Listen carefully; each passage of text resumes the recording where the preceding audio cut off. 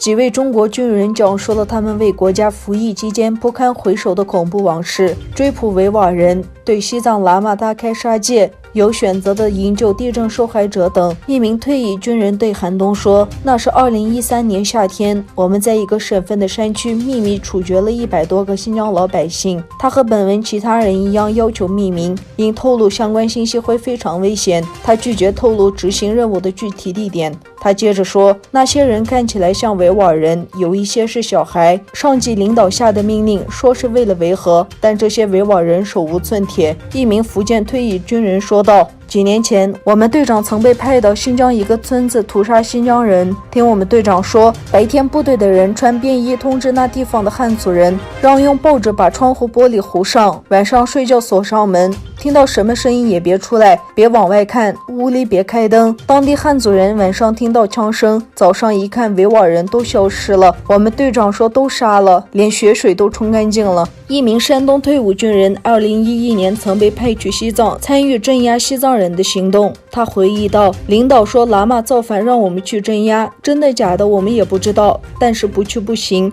不去就是抗命。我们都知道西藏人是信教的，但中国不允许有信仰。另一位山东退伍老兵说起他曾赴四川地震灾区救援的经历，这是他不愿提起的往事。那时队长阻止我救一个只有5、6岁的孩子，说小的不救，老的不救，救回来给国家添负担，就只许救18到40岁之间的人。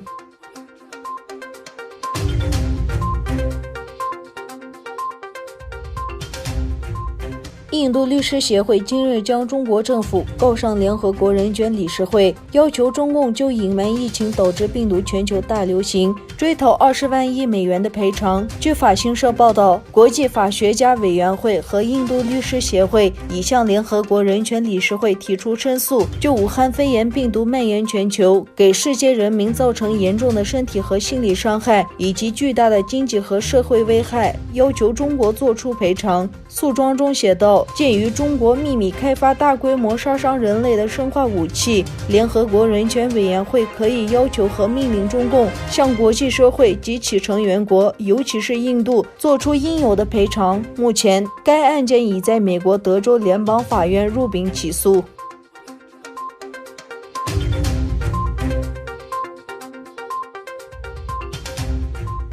世界卫生组织领导人谭德塞强势回应美国总统特朗普对世界卫生组织的批评。他说，如果不想见到更多的果实袋，就不要把武汉病毒政治化。对此，特朗普总统反驳说，政治化的正是谭德塞。世界卫生组织与中国的关系对美国和全世界都不公平。在谭德塞发表这番讲话之前，特朗普总统星期二批评世界卫生组织主要由美国出资，却非常以中国为中心，在疫情信息方面判断失误。他还警告要考虑切断世界卫生组织的资金。在特朗普总统做出这番表态之际，不断有共和党议员发声批评谭德塞领导的世界卫生组织与中国共产党政府同流。共和党参议员格雷厄姆星期二对福克斯新闻台说，除非世界卫生组织改换领导层，否则作为参议员拨款委员会外交行动小组委员会的主席，他不会在下一个拨款法案中为世界卫生组织拨款。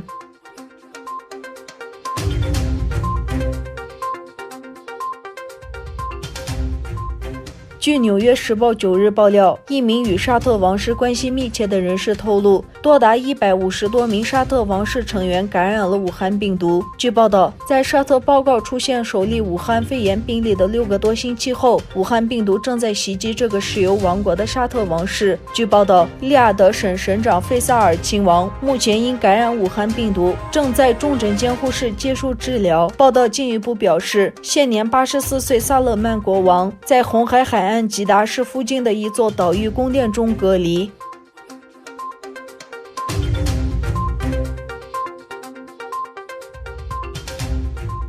法国央行预测，受武汉病毒疫情影响，今年第一季法国经济萎缩约6%。法国央行表示，这是自1945年以来法国经济最差季度表现。